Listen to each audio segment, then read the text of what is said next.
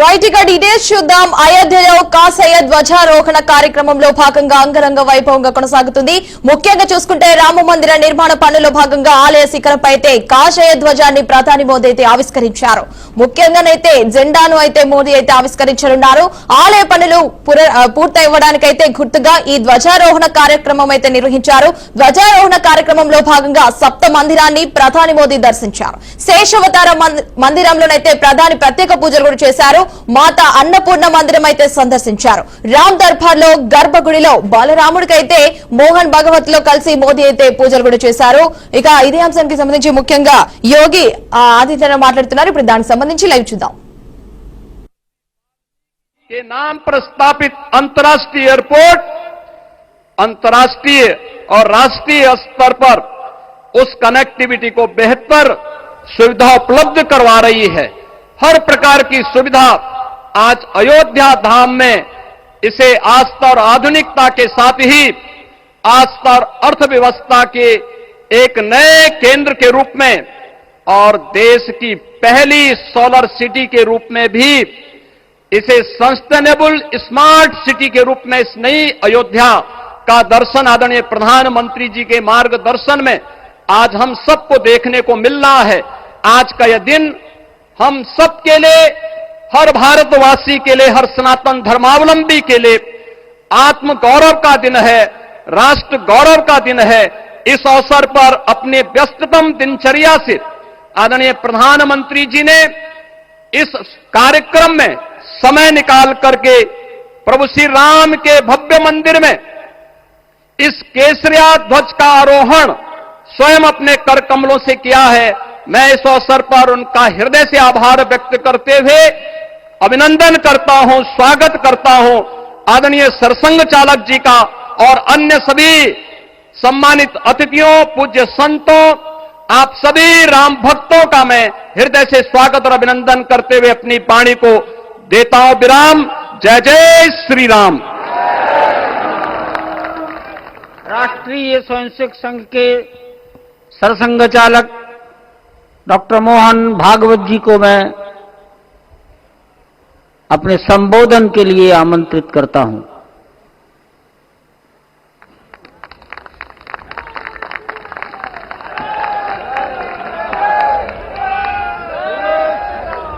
देश के सम्माननीय यशस्वी और जयस्वी प्रधानमंत्री जी आदरणीय नरेंद्र जी मोदी,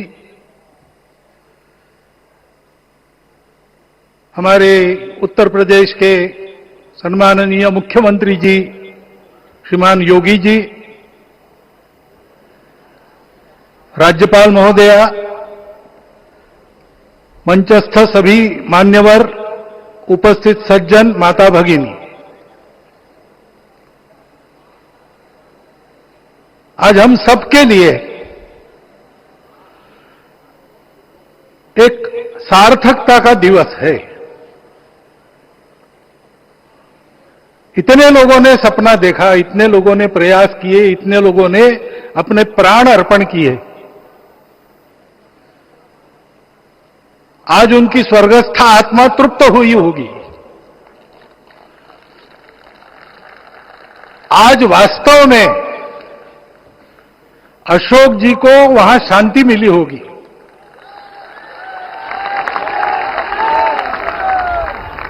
महंत रामचंद्र दास जी महाराज, श्रीमान डालमिया जी, कितने संत, कितने गृहस्थ, कितने विद्यार्थी, उन्होंने अपना प्राणार्पण किया, अपना पसीना बहाया। जो पीछे रहे वो भी रोज ये इच्छा मन में व्यक्त करते रहे कि मंदिर बनेगा बनेगा, बन गया। और आज उस मंदिर निर्माण की शास्त्रीय प्रक्रिया पूर्ण हो गई, ध्वजारोहण हो गया। राम राज्य का ध्वज जो कभी अयोध्या में फहराता था और संपूर्ण विश्व में अपने आलोक से सुख शांति प्रदान करता था, वो ध्वज आज फिर से नीचे से ऊपर चढ़ता हुआ और अपने शिखर पर विराजमान होता हुआ हमने अपनी आंखों से देखा है, इसी देह में देखा है। ध्वज प्रतीक होता है। इतना ऊंचा ध्वज चढ़ाना कितना समय लगा आप जानते हैं? मंदिर बनने में भी समय लगा। 500 साल छोड़े तो भी 30 साल तो लगे ही। उस मंदिर के रूप में हमने कुछ तत्वों को ऊपर पहुंचाया है।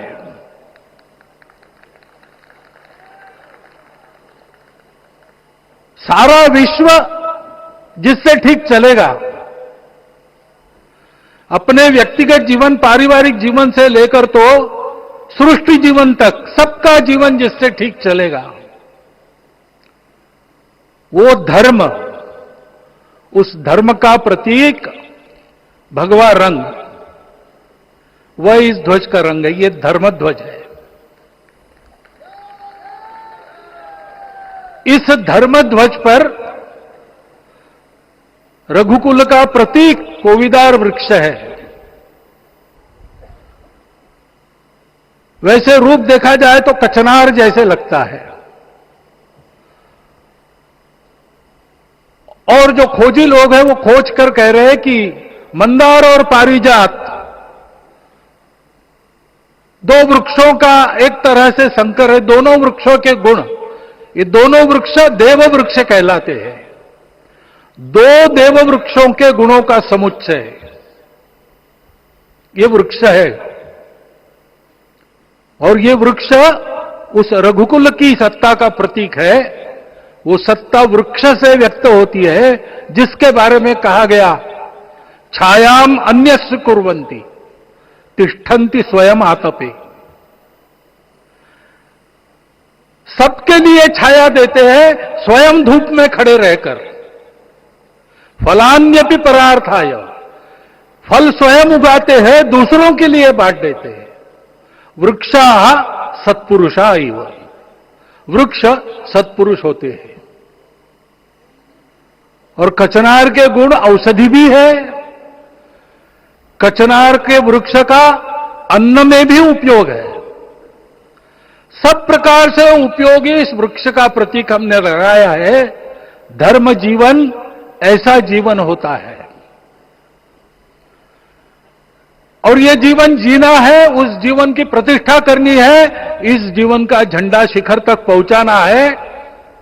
चाहे जितनी प्रतिकूलता हो, चाहे जितनी कठिनाइयां हो, साधनहीनता हो, सारी दुनिया स्वार्थ में बहती होगी, लेकिन हमारा संकल्प है। सूर्य भगवान उस तेज के, उस संकल्प के प्रतीक है। उनके रथ का एक ही चक्र है।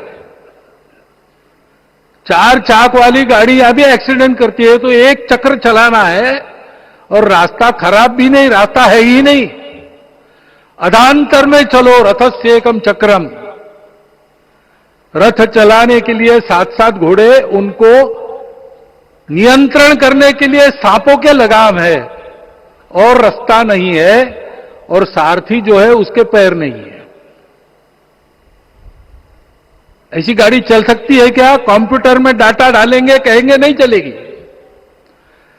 लेकिन बिना थके रोज पूरब से पश्चिम जाना आना सूरज भगवान कर रहे हैं। क्योंकि कार्य की सिद्धि स्वत्व के भरोसे होती है।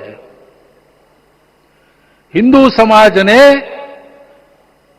लगातार 500 साल और बाद के दीर्घ आंदोलन में अपने इस स्वत्व को सिद्ध किया, और रामलला आ गए, मंदिर बन गया। यही बात सत्य पर आधारित धर्म, सत्य जो प्रतिनिधित होता है ओंकार से, वो सारी दुनिया को देने वाला भारत हमको खड़ा करना है। हमारे इस संकल्प का प्रतीक यह राम मंदिर, उसकी प्रक्रिया आज हमने पूरी कर ली है।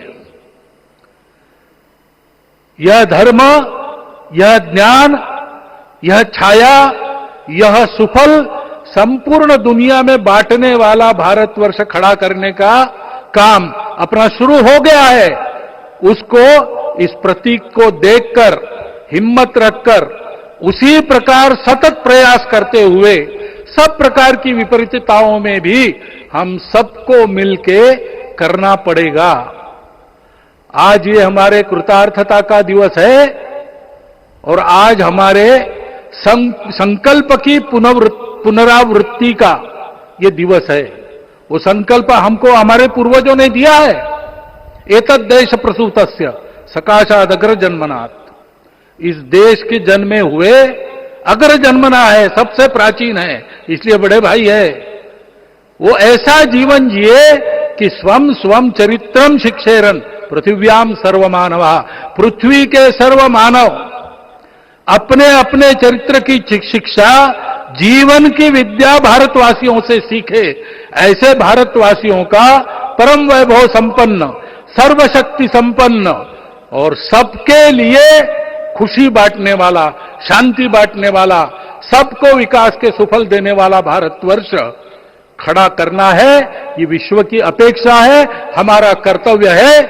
मंदिर में श्री राम लला विराजमान है, उनका नाम ले और इस कार्य की गति हम बढ़ाए। इतना एक विषय आपके सामने रखता हूं। जैसा सपना देखा था उन लोगों ने, रामदास स्वामी ने कहा था, स्वप्नी जे देखिले रात्रि ते ते तैसे ची हो तसे। ऐसा सपना उन्होंने देखा था, बिल्कुल वैसा। और मैं कहूं कि उन्होंने जो सपना देखा था उससे भी अधिक भव्य और अधिक सुंदर ये मंदिर बन गया है। हमारे हृदय में वो निश्चय का सृजन करे, तपस का सृजन करे। ये शुभकामना मैं आप सबको देता हूं और मेरे शब्दों को विराम देता हूं। माननीय प्रधानमंत्री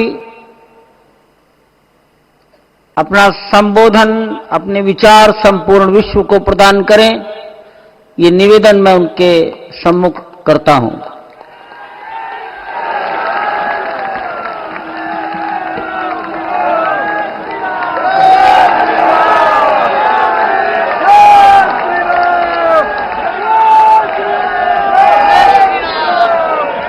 सियावर रामचंद्र की, सियावर रामचंद्र की जय सिया राम। उत्तर प्रदेश की राज्यपाल आनंदीबेन पटेल, राष्ट्रीय स्वयंसेवक संघ के परम पूजनीय सरसंघ चालक डॉक्टर मोहन भागवत जी, उत्तर प्रदेश के मुख्यमंत्री योगी आदित्यनाथ जी, श्री राम जन्मभूमि तीर्थ क्षेत्र ट्रस्ट के अध्यक्ष पूज्य महंत नृत्य गोपाल दास जी, पूज्य संत समाज, यहां पधारे सभी भक्तगण, देश और दुनिया से इस ऐतिहासिक पल के साक्षी बन रहे कोटि कोटि राम भक्त, देवी और सज्जनों, आज अयोध्या नगरी भारत की सांस्कृतिक चेतना के एक और उत्कर्ष बिंदु की साक्षी बन रही है। आज संपूर्ण भारत, संपूर्ण विश्व राममय है।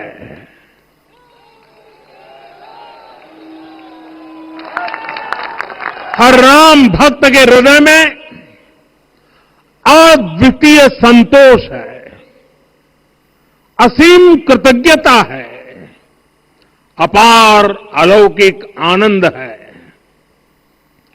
सदियों के घाव भर रहे हैं, सदियों की वेदना आज विराम पा रही है। सदियों का संकल्प आज सिद्धि को प्राप्त हो रहा है।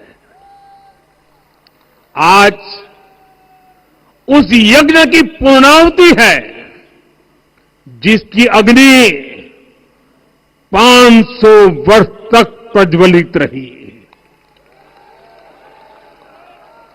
जो यज्ञ एक पल भी आस्था से डिगा नहीं, एक पल भी विश्वास से टूटा नहीं। आज भगवान श्री राम के गर्भगृह की अनंत ऊर्जा, श्री राम परिवार का दिव्य प्रताप इस धर्म ध्वजा के रूप में इस दिव्यतम भव्यतम मंदिर में प्रतिष्ठापित हुआ है। और साथियों, ये धर्म ध्वजा केवल एक ध्वजा नहीं, ये भारतीय सभ्यता के पुनर्जागरण का ध्वज है। इसका भगवा रंग, इस पर रचित सूर्यवंश की ख्याति, वर्णित ओम शब्द और अंकित कोविदार वृक्ष राम राज्य की कीर्ति को प्रतिरूपित करता है।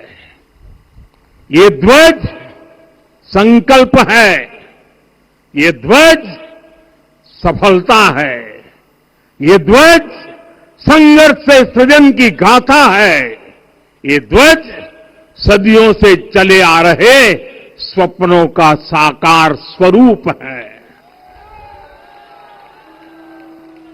ये ध्वज संतों की साधना और समाज की सहभागिता की सार्थक परिणति है।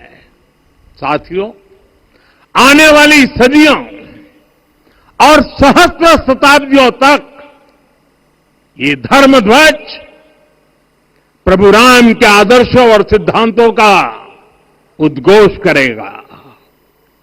ये धर्म ध्वज आह्वान करेगा, सत्यमेव जयते नानुतम, यानी जीत सत्य की ही होती है, असत्य की नहीं। ये धर्म ध्वज उद्घोष करेगा, सत्यम एक पदम ब्रह्म सत्य धर्म प्रतिष्ठित, अर्थात सत्य ही ब्रह्म का स्वरूप है, सत्य में ही धर्म स्थापित है। ये धर्म ध्वज प्रेरणा बनेगा, प्राण जाए पर वचन न जाहि, अर्थात जो कहा जाए वही किया जाए। ये धर्म ध्वज संदेश देगा, कर्म प्रधान विश्व रची राखा, अर्थात विश्व में कर्म और कर्तव्य की प्रधानता हो। ये धर्म ध्वज कामना करेगा, बैर न विग्रह आस न त्रासा, सुखमय ताही सदा सब आशा, यानी भेदभाव, पीड़ा परेशानी से मुक्ति, समाज में शांति और सुख हो।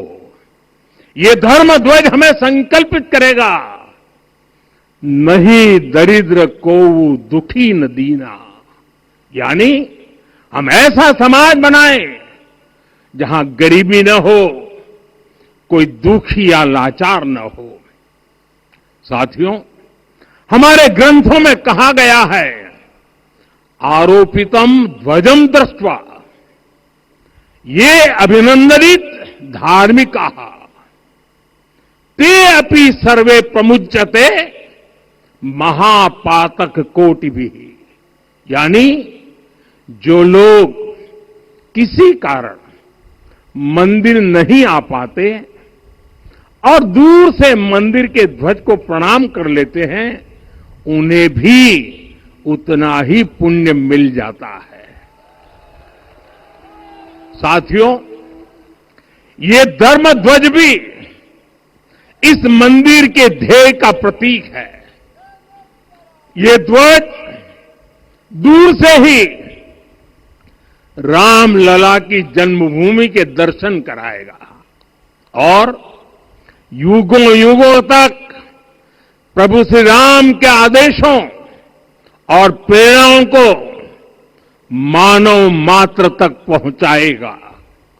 साथियों, मैं संपूर्ण विश्व के करोड़ों राम भक्तों को इस अविस्मरणीय क्षण की, इस अद्वितीय अवसर की हार्दिक शुभकामनाएं देता हूं।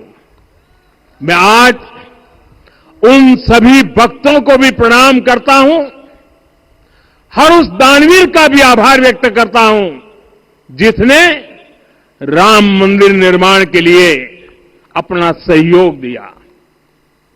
मैं राम मंदिर के निर्माण से जुड़े हर श्रमवीर, हर कारीगर, हर योजनाकार, हर वास्तुकार, सभी का अभिनंदन करता हूं। साथियों, अयोध्या वह भूमि है जहां आदर्श आचरण में बदलते हैं। यही वह नगरी है जहां श्री श्री राम ने अपना जीवन पथ शुरू किया था। इसी अयोध्या ने संसार को बताया कि एक व्यक्ति कैसे समाज की शक्ति से, उसके संस्कारों से पुरुषोत्तम बनता है। जब श्री राम अयोध्या से वनवास को गए तो वे युवराज राम थे, लेकिन जब लौटे तो मर्यादा पुरुषोत्तम बनकर के आए और उनके मर्यादा पुरुषोत्तम बनने में महर्षि वशिष्ठ का ज्ञान, महर्षि विश्वामित्र की दीक्षा, महर्षि अगस्त्य का मार्गदर्शन, निषाद राज की मित्रता, मां शबरी की ममता, भक्त हनुमान का समर्पण, इन सब की अनगिनत ऐसे लोगों की महत्वपूर्ण भूमिका रही है। साथियों, विकसित भारत बनाने के लिए भी समाज की इसी सामूहिक शक्ति की आवश्यकता है। मुझे बहुत खुशी है कि राम मंदिर का दिव्य प्रांगण भारत के सामूहिक सामर्थ्य की भी चेतना स्थली बन रहा है। यहां सप्त मंदिर बने हैं। यहां माता शबरी का मंदिर बना है जो जनजातीय समाज के प्रेम भाव और आतिथ्य परंपरा की प्रतिमूर्ति है। यहां निषाद राज का मंदिर बना है।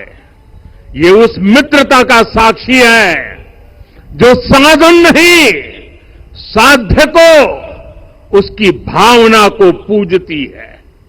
यहां एक ही स्थान पर माता अहिल्या है, महर्षि वाल्मीकि है, महर्षि वशिष्ठ है, महर्षि विश्वामित्र है, महर्षि अगस्त्य है और संत तुलसीदास है। रामलला के साथ साथ इन सभी ऋषियों के दर्शन भी यहीं पर होते हैं।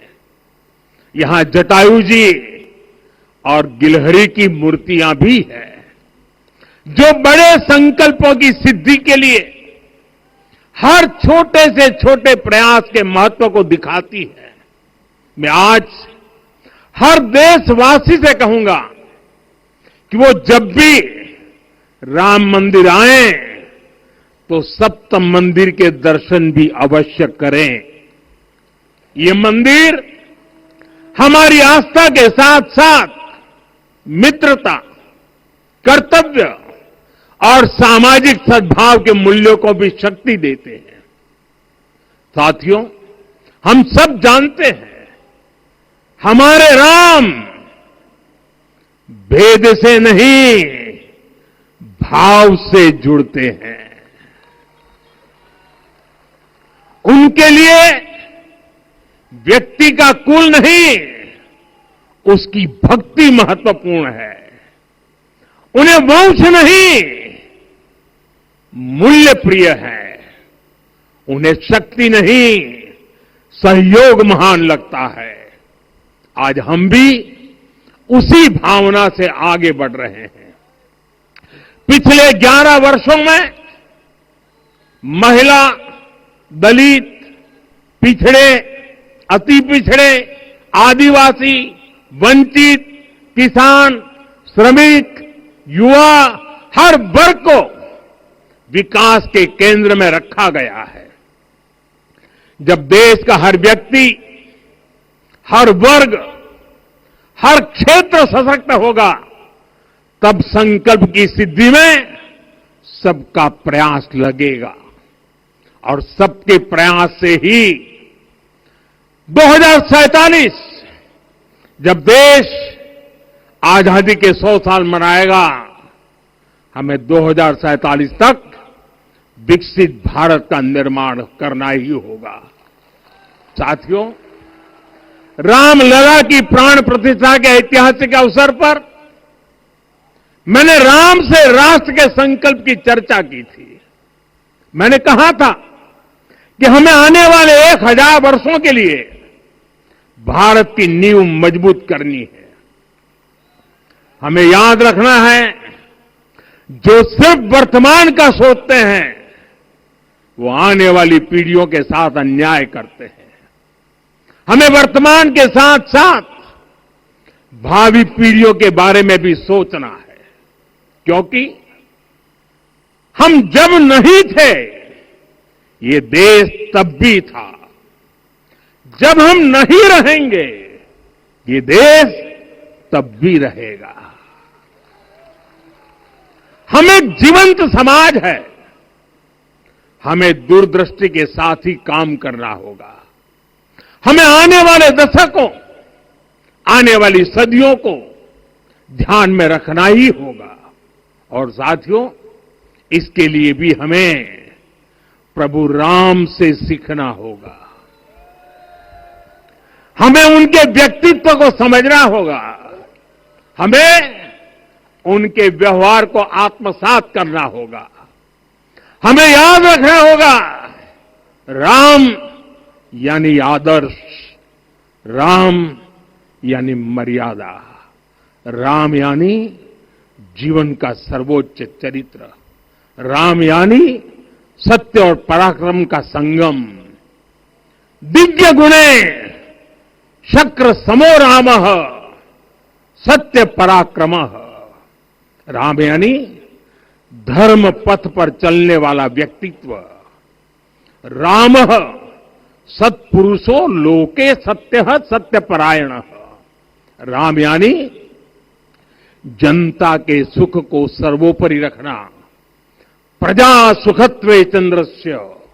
राम यानी धर्म और क्षमा का दरिया। वसुधाया क्षमा गुणे है। राम यानी ज्ञान और विवेक की पराकाष्ठा। बुद्धया बृहस्पते तुल्य। राम यानी कोमलता में दृढ़ता। मृदु पूर्वज भाषते। राम यानी कृतज्ञता का सर्वोच्च उदाहरण। कदाचन नोपकारेण कृति नैकेन तुष्यति। राम यानी श्रेष्ठ संगति का चयन। शीला वृद्धे, ज्ञान वृद्धे, वयोवृद्धे च सज्जनै। राम यानी विनम्रता में महाबल। वीर्यवान च वीर्येण महता स्वेन विस्मितः। राम यानी सत्य का अडिग संकल्प। न च अनुत्र कथो विद्वान। राम यानी जागरूक, अनुशासित और निष्कपट मन। निस्तिंद्र अपम्रत च स्वदोष परदोषवित। साथियों, राम सिर्फ एक व्यक्ति नहीं, राम एक मूल्य है, एक मर्यादा है, एक दिशा है। अगर भारत को साल 2047 तक विकसित बनाना है, अगर समाज को सामर्थ्यवान बनाना है, तो हमें अपने भीतर राम को जगाना होगा। हमें अपने भीतर के राम की प्राण प्रतिष्ठा करनी होगी। और इस संकल्प के लिए आज से बेहतर दिन और क्या हो सकता है।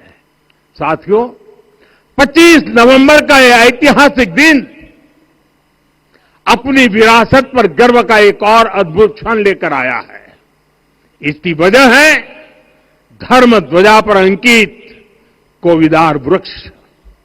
ये कोविदार वृक्ष इस बात का उदाहरण है कि जब हम अपनी जड़ों से कट जाते हैं तो हमारा वैभव इतिहास के पन्नों में दब जाता है। साथियों, जब भरत अपनी सेना के साथ चित्रकूट पहुंचे तो लक्ष्मण ने दूर से ही अयोध्या की सेना को पहचान लिया। ये कैसे हुआ, इसका वर्णन वाल्मीकि जी ने किया है। और वाल्मीकि जी ने क्या वर्णन किया है? उन्होंने कहा है, विराजित उद्गत स्कंधम कोविदार ध्वजः रथे। लक्ष्मण कहते हैं, राम, सामने जो तेजस्वी प्रकाश में विशाल वृक्ष जैसा ध्वज दिखाई दे रहा है, वही अयोध्या की सेना का ध्वज है। उस पर कोविदार का शुभ चिन्ह अंकित है। साथियों, आज जब राम मंदिर के प्रांगण में कोविदार फिर से प्रतिष्ठित हो रहा है, यह केवल एक वृक्ष की वापसी नहीं है, यह हमारी स्मृति की वापसी है, हमारी अस्मिता का पुनर्जागरण है, हमारी स्वाभिमानी सभ्यता का पुनः उद्घोष है। कोविदार वृक्ष हमें याद दिलाता है कि जब हम अपनी पहचान भूलते हैं तो हम स्वयं को खो देते हैं, और जब पहचान लौटती है तो राष्ट्र का आत्मविश्वास भी लौट आता है। और इसलिए मैं कहता हूं, देश को आगे बढ़ना है तो अपनी विरासत पर गर्व करना होगा।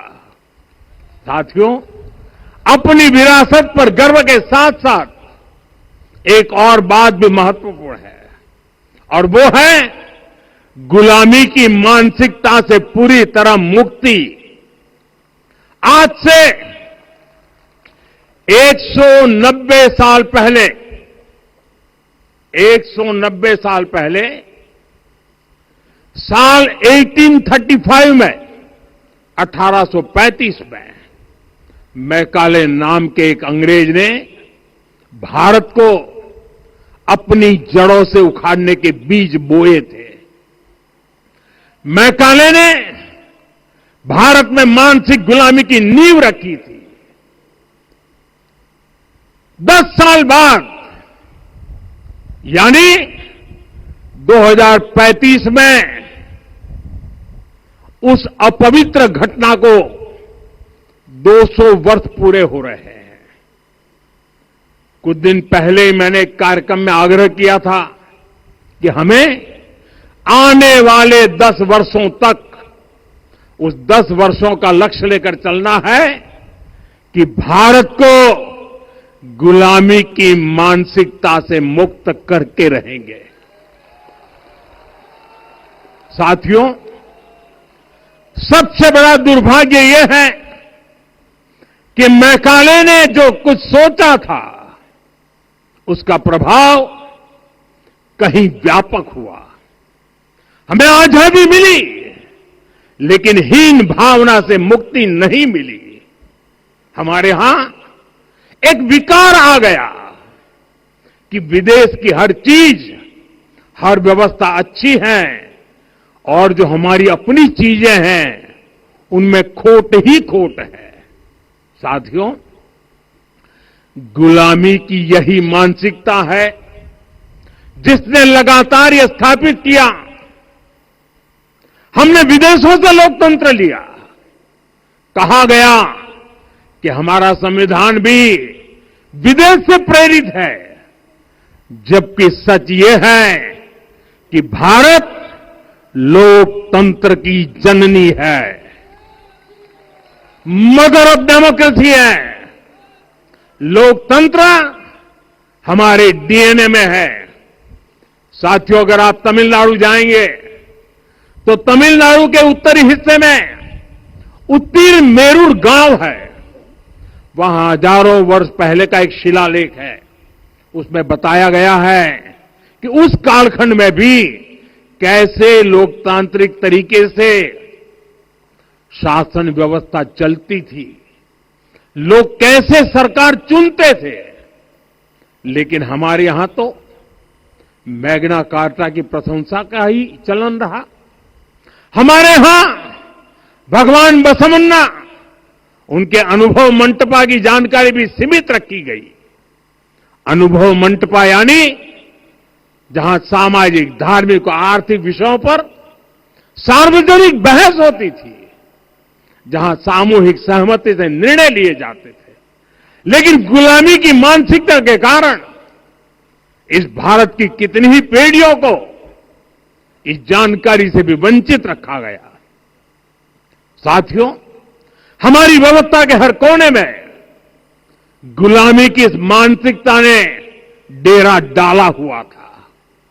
अब याद करिए, भारतीय नौसेना का ध्वज सदियों तक उस ध्वज पर ऐसे प्रतीक बने रहे जिनका हमारी सभ्यता, हमारी शक्ति